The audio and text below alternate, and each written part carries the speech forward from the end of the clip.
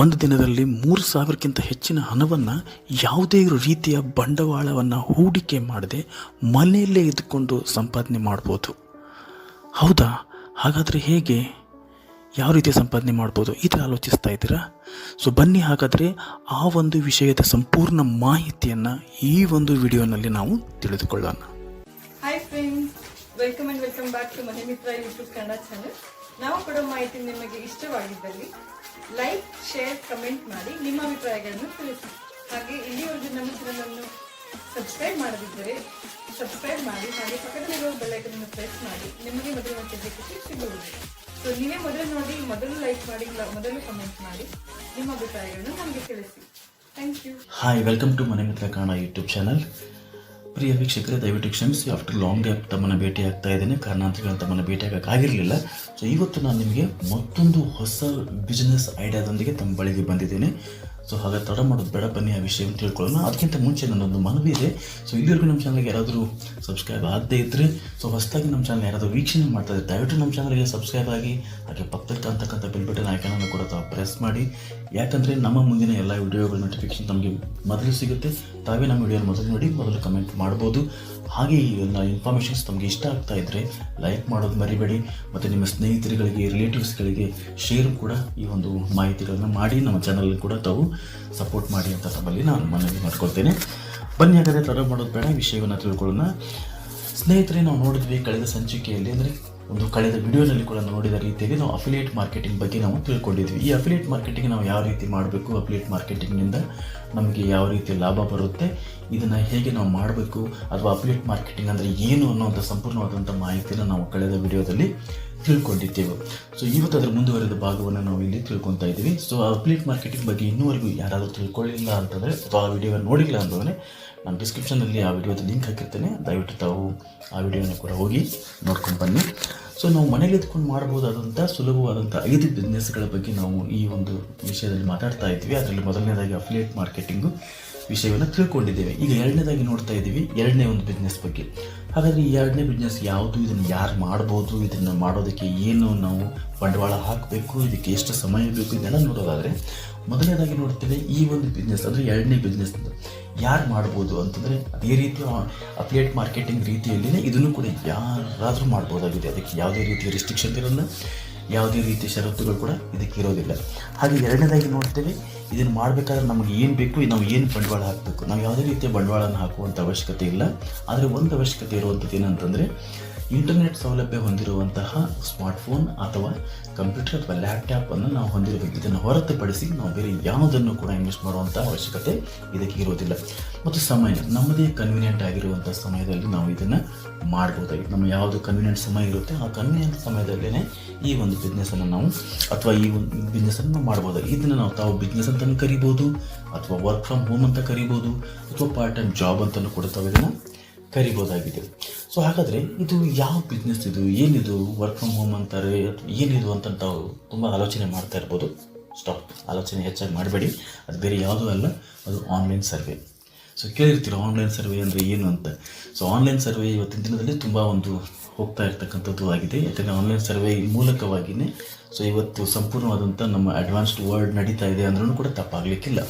So online survey ಅಂದರೆ ಏನು ಅಂತ ನಾವು ನೋಡೋಣ. ಹಾಗಾದರೆ ಆನ್ಲೈನ್ ಸರ್ವೆ ಏನು ಅಂತ ನೋಡೋದಾದರೆ, ಸೊ ಇವತ್ತು ನಾವು ಜೀವಿಸ್ತಕ್ಕಂಥ ದಿನಗಳು ಅಡ್ವಾನ್ಸ್ಡ್ ವರ್ಲ್ಡ್ ಇದೆ. ಸೊ ಪ್ರತಿಯೊಂದು ಆನ್ಲೈನ್ ಆಗಿದೆ, ಡಿಜಿಟಲ್ ಆಗಿದೆ. ಸೊ ಜನಗಳು ಬೇರೆ ಬೇರೆ ಬೇರೆ ಅಭಿಪ್ರಾಯಗಳಿದೆ. ಸೊ 20 ವರ್ಷದ ಹಿಂದೆ ಇರುವಂಥ ಮೈಂಡ್ಸೆಟ್ಟು ಇವತ್ತಿರೋದಿಲ್ಲ. ಸೊ ಹಾಗೆ ಮುಂದಿನ 20 ವರ್ಷದಲ್ಲಿ ಕೂಡ ಅದೇ ಮೈಂಡ್ಸೆಟ್ ಕೂಡ ಇರೋದಿಲ್ಲ. ಕಾಲಕ್ಕೆ ತಕ್ಕ ರೀತಿಯಲ್ಲಿ ಅದು ಬದಲಾಗ್ತಾ ಇರ್ತದೆ ಅಲ್ವಾ. ಸೊ ಹಾಗೆ ಬದಲಾಗ್ತಾ ಇರುವಂಥದ್ದು ಒಂದು ಅಡ್ವಾನ್ಸ್ಡ್ ವರ್ಲ್ಡಲ್ಲಿ ನಾವು ಜೀವಿಸ್ತಾ ಇರ್ತೇವೆ. ಸೊ ಇದಕ್ಕೆ ಉದಾಹರಣೆಗಾಗಿ ತಮಗೆ ನೋಡಬೇಕಂತಂದರೆ, ಒಂದು ಚಾಕ್ಲೇಟ್ ಅಂತ ಅಂದ್ಕೊಳ್ಳಿ. ಯಾವುದೋ ಒಂದು ಕಂಪನಿ ತಮಗೆ ಗೊತ್ತಿರೋ ರೀತಿಯಲ್ಲಿ ಯಾವುದೋ ಕ್ಯಾಡ್ಬರಿ ಚಾಕ್ಲೇಟ್ ಆಗಿರ್ಬೋದು, ಅಥವಾ ಅದು ವಾಷಿಂಗ್ ಪೌಡರ್ ನಿರ್ಮಾ ಆಗಿರ್ಬೋದು. ಸೊ ಈ ಥರವಾದಂಥ ಕೆಲವು ಹಳೆಯ ಪದಾರ್ಥಗಳನ್ನು ತಾವು ನೋಡೋದಾದರೆ, ಅವ್ರು ಏನು ಮಾಡಿದ್ದಾರೆ, ಆಯಾಯ ಕಾಲಕ್ಕೆ ತಕ್ಕ ರೀತಿಯಲ್ಲಿ ಅವರ ಜಾಹೀರಾತುಗಳನ್ನು ಬದಲಾಯಿಸಿಕೊಂಡು ಬಂದಿರೋದು, ಅವರ ಒಂದು ರ್ಯಾಪರ್ಸ್ ಅಂದರೆ ಕವರ್ಗಳನ್ನು ಬದಲಾಯಿಸ್ಕೊಂಡು ಬಂದಿರುವಂಥದ್ದನ್ನು ತಾವು ಆ್ಯಡಲ್ಲಿ ನೋಡಿರ್ತೀರ. ಯಾಕೆ ಅವ್ರು ಬದಲಾಯಿಸ್ತಾ ಇದ್ದಾರೆ ಅಂತಂದರೆ, ಇವತ್ತಿನ ಜನಗಳನ್ನ ರೀಚ್ ಆಗಬೇಕಿತ್ತಂದರೆ ಅವರು ಬದಲಾಯಿಸಲೇಬೇಕಾಗುತ್ತೆ. ಅದೇ ರೀತಿ ಸೊ ಆನ್ಲೈನ್ ಸರ್ವೆಯನ್ನು ಯಾಕೆ ಮಾಡಿಸ್ತಾರೆ ಅಂತಂದರೆ, ರಾಷ್ಟ್ರೀಯ ಅಂತಾರಾಷ್ಟ್ರೀಯ ಒಂದು ಬಿಸ್ನೆಸ್ ಏನಿದೆ ಅಲ್ಲ, ಸೊ ಇದರಲ್ಲಿ ಸಿನಿಮಾ ಕ್ಷೇತ್ರ ಆಗಿರ್ಬೋದು, ಮತ್ತು ಇದರಲ್ಲಿ ಸೋಷಿಯಲ್ ಮೀಡಿಯಾ ಆಗಿರ್ಬೋದು, ಪೊಲಿಟಿಕಲ್ ಆಗಿರ್ಬೋದು, ಹಾಗೆ ಬೇರೆ ಬೇರೆ ಪದಾರ್ಥಗಳು ಅಂದರೆ ನಮ್ಮಲ್ಲಿ ತಿನ್ನೋ ಪದಾರ್ಥ ಆಗಿರ್ಬೋದು, ಅಥವಾ ನಮ್ಮ ಡ್ರೆಸ್ ಮೆಟೀರಿಯಲ್ಸ್ ಆಗಿರ್ಬೋದು, ಡ್ರೆಸ್ಗಳಾಗಿರ್ಬೋದು, ಮತ್ತು ನಮ್ಮ ನಾವು ಕಾಸ್ಮೆಟಿಕ್ಸ್ ಆಗಿರ್ಬೋದು, ಹಾಗೆ ಬೇರೆ ಬೇರೆ ಒಂದು ಫ್ಯಾಷನ್ಸ್ ಏನಿರುತ್ತಲ್ಲ ಅದು ನಾವು ಯೂಸ್ ಮಾಡ್ತೀವಿ ಪ್ರತಿದಿನ. ಸೊ ಇದು ಬೇರೆ ಬೇರೆ ಎಲ್ಲ ರೀತಿಯ ಪ್ರಾಡಕ್ಟ್ಗಳನ್ನು ಅವರು ಅಭಿರುಚಿಗೆ ತಕ್ಕ ರೀತಿಯಲ್ಲಿ ಆನ್ಲೈನ್ ಸರ್ವೆ ಮೂಲಕ ತಿಳ್ಕೊತಾರೆ. ಸೊ ಆಯಾ ಪ್ರಾಡಕ್ಟಿನ ಕಂಪನಿಗಳು ಏನು ಮಾಡ್ತವೆ, ಆನ್ಲೈನ್ ಸರ್ವೆ ಮಾಡುವಂಥ ಕಂಪನಿಗಳ ಮೂಲಕ ಆ ಮಾಹಿತಿಯನ್ನು ಕಲೆಕ್ಟ್ ಮಾಡ್ಕೊತಾರೆ. ಸೊ ಈ ಆನ್ಲೈನ್ ಸರ್ವೆನವ್ರು ಏನು ಮಾಡ್ತಾರೆ, ನಮ್ಮಂಥವ್ರ ಕಡೆಯಿಂದ ಅವರು ಮಾಹಿತಿಯನ್ನು ಕಲೆಕ್ಟ್ ಮಾಡ್ತಾರೆ. ಅವ್ರು ಹೇಗೆ ಮಾಡ್ತಾರೆ ಅಂದರೆ according to the age. So ತಾವು ಈ ಒಂದು ಬಿಸ್ನೆಸ್ಗೆ ಜಾಯ್ನ್ ಆಗ್ತಾರೆ, ಇದು ಫ್ರೀ ಆಫ್ ಕಾಸ್ಟಲ್ಲಿ ತಾವು ಇದರಲ್ಲಿ ಸೈನ್ ಅಪ್ ಆಗ್ಬೋದಾಗಿದೆ. ಫ್ರೀ ಆಫ್ ಕಾಸ್ಟಲ್ಲಿ ತಾವು ಸೈನ್ ಅಪ್ ಆದ ನಂತರ ತಮ್ಮ ಮಾಹಿತಿಯನ್ನು ಕೊಟ್ಟ ನಂತರ ಅವರು ತಮಗೆ ಮೊದಲನೇ ಒಂದು ಸರ್ವೆಯನ್ನು ಕೊಡ್ತಾರೆ. ಆ ಸರ್ವೆಯಲ್ಲಿ ಯಾವ ರೀತಿ ಇರುತ್ತೆ ಅಂದರೆ ತಮ್ಮ ಹೆಸರು, ತಮ್ಮ ಒಂದು ವಯಸ್ಸು, ತಾವು ವಾಸ ಮಾಡ್ತಕ್ಕಂಥ ಪ್ಲೇಸ್ ಆಗಿರ್ಬೋದು, ಆ ಒಂದು ಸಿಟಿಗೆ ತಕ್ಕ ರೀತಿಯಲ್ಲಿ, ಆ ಒಂದು ಏಜ್ಗೆ ತಕ್ಕ ರೀತಿಯಲ್ಲಿ ತಾವು ಎಕ್ಸಾಂಪಲ್ ಒಂದು 20 ಏಜನ್ನು ಹೇಳಿದರೆ ಅಂತಂದರೆ 20 ವಯಸ್ಸಿಗೆ ತಕ್ಕ ರೀತಿಯಲ್ಲಿ ಏನು ಮಾಡಬೇಕು, ತಾವು ಒಂದು ಮಿಡ್ಲ್ ಏಜ್ ಹೇಳಿದರೆ ಅಂದರೆ ಅಥವಾ ಓಲ್ಡ್ ಏಜ್ ಹೇಳಿದರೆ ಅದಕ್ಕೆ ಹೇಗೆ ಮಾಡಬೇಕು ಅನ್ನೋದನ್ನು ಅವ್ರು ಏನು ಮಾಡ್ತಾರೆ, ಆ ವಯಸ್ಸಿಗೆ ತಕ್ಕ ರೀತಿಯಲ್ಲಿ ಅವರು ಅಲ್ಲಿ ಪ್ರಶ್ನೆಗಳನ್ನು ಕೇಳೋದಕ್ಕೆ ಪ್ರಾರಂಭಿಸ್ತಾರೆ. ಸೊ ಹಾಗಾದರೆ ಆ ಪ್ರಶ್ನೆ ಕೇಳ್ತಾರೆ. ಒಂದು ಪ್ರಶ್ನೆ ಕೇಳಿದ್ರು ಅಂತಂದರೆ ಅದಕ್ಕೆ 4 ಆಪ್ಷನ್ ಕೊಟ್ಟಿರ್ತಾರೆ. ತಾವು ಕೊಡುವಂಥ 4 ಪ್ರಶ್ನೆಗಳ ಆಪ್ಷನ್ ಇರುತ್ತಲ್ಲ, ಅದರಲ್ಲಿ ತಾವು ಯಾವುದು ಕೊಟ್ಟರು ಕೂಡ ಅದು ಸರಿ ಅಂತಲೇ ಕನ್ಸಿಡರ್ ಆಗುತ್ತೆ. ಅಂದರೆ ನಿಮ್ಮ ಅಭಿಪ್ರಾಯ ಮಾತ್ರ ಬೇಕಾಗಿರುತ್ತೆ, ಅವರಿಗೆ ಒಪಿನಿಯನ್ ಮಾತ್ರ ಬೇಕಾಗಿರುತ್ತೆ. ಆ ರೀತಿ ಒಪಿನಿಯನ್ಗಳನ್ನ ಕಲೆಕ್ಟ್ ಮಾಡ್ತಾರೆ. ಒಂದು ಸರ್ವೆಯನ್ನು ತಾವು ಕಂಪ್ಲೀಟ್ ಮಾಡೋದಕ್ಕೆ 10ರಿಂದ ಒಂದು ಅರ್ಧ ಗಂಟೆ ಅಥವಾ 20 ನಿಮಿಷದವರೆಗೂ ಸಮಯ ಇರುತ್ತೆ. ಸೊ ಒಂದು ಸರ್ವೆಗೆ ತಮಗೆ 1 USD ಅಥವಾ GBPಯಿಂದ 5 USD ಅಥವಾ GBPವರೆಗೂ ಸಿಗುತ್ತೆ. ಅಂದರೆ ಡಾಲರ್ಸ್, US ಡಾಲರ್ ಆಗಿರ್ಬೋದು ಅಥವಾ ಗ್ರೇಟ್ ಬ್ರಿಟನ್ ಫೌಂಡ್ಸ್ ಆಗಿರ್ಬೋದು, ಅದರ ಲೆಕ್ಕದಲ್ಲಿ ತಮಗೆ ಹಣವನ್ನು ಕೊಡ್ತಾರೆ. ಸೊ ಈ ಹಣವನ್ನು ತಾವು ಒಂದು ದಿನಕ್ಕೆ ಒಂದು 10 ಸರ್ವೆ ಮಾಡಿದ್ರಿ ಅಂತಂದರೆ ಮಾಡಿದ್ರಿಂದ 3,000 ಅಥವಾ 5 ಸರ್ವೆ ಮಾಡಿದ್ರಿ ಅಂದರೆ 1,500ದಂತೆ ತಾವು ಸಂಪಾದನೆಯನ್ನು ಪರ್ ಡೇ ಮಾಡ್ಬೋದು. ಅದು ನಿಮ್ಮ ಕನ್ವೀನಿಯಂಟ್ ಸಮಯದಲ್ಲಿ. ಸೊ ಇದನ್ನು ತಾವು ಮಾಡಿಕೊಂಡು ಬಿಸ್ನೆಸ್ಸನ್ನು ಮುಂದುವರಿಸ್ಕೊಂಡು ಹೋಗ್ಬೋದು. ಸೊ ಇದರಿಂದ ತಾವು ಆನ್ಲೈನ್ ಬಿಸ್ನೆಸ್ ಆಗಿ ತಾವು ಫುಲ್ ಟೈಮ್ ಆದರೂ ಮಾಡ್ಬೋದು, ಪಾರ್ಟ್ ಟೈಮ್ ಜಾಬ್ ಅಂತಲೂ ಮಾಡ್ಬೋದು, ಅಥವಾ ವರ್ಕ್ ಫ್ರಮ್ ಹೋಮ್ ಜಾಬ್ ಥರನೂ ಕೂಡ ತಾವು ಇದನ್ನು ಮಾಡ್ಬೋದಾಗಿದೆ. ಸೊ ಇದನ್ನು ಹೇಗೆ ಮಾಡಬೇಕು, ಯಾವ ಕಂಪನಿ ಆನ್ಲೈನ್ ಸರ್ವೆಗೆ ನಮ್ಮನ್ನು ತೆಗೆದುಕೊಳ್ತಾರೆ, ನಮಗೆ ಒಂದು ಅವಕಾಶವನ್ನು ಪ್ರೊವೈಡ್ ಮಾಡ್ತಾರೆ, ಈ ಎಲ್ಲ ವಿಷಯಗಳನ್ನು ಈ ಒಂದು ಬಿಸ್ನೆಸ್ಸಿನ ಕೊನೆಯ ಸಂಚಿಕೆಯಲ್ಲಿ ನನಗೆ ಸಂಪೂರ್ಣವಾದಂಥ ಮಾಹಿತಿಯನ್ನು ಕೊಡ್ತೇನೆ. ಈ ಮಾಹಿತಿ ತಮಗೆ ಇಷ್ಟ ಆಗಿದೆ ಅನ್ಕೊತಾ ಇದ್ದೀನಿ.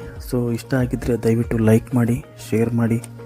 ಸೊ ದಯವಿಟ್ಟು ನಮ್ಮ ಚಾನಲ್ಗೆ ಸಬ್ಸ್ಕ್ರೈಬ್ ಆಗಿ, ಹಾಗೆ ಪಕ್ಕದಲ್ಲಿ ಕಾಣಿಸ್ತಕ್ಕಂಥ ಬೆಲ್ ಬಟನ್ ಐಕನನ್ನು ಕೂಡ ತಾವು ಪ್ರೆಸ್ ಮಾಡಿಬಿಡಿ. ಸೊ ಫ್ರೆಂಡ್ಸ್, ಇದಾಗಿತ್ತು ಇವತ್ತಿನ ವಿಶೇಷ. ಮತ್ತೆ ಇನ್ನೊಂದು ಬಿಸ್ನೆಸ್ ಐಡಿಯಾದೊಂದಿಗೆ ಮುಂದಿನ ವಿಡಿಯೋದಲ್ಲಿ ನಾನು ಭೇಟಿ ಆಗ್ತೇನೆ. ಅಲ್ಲಿವರೆಗೂ take care, good bye friends.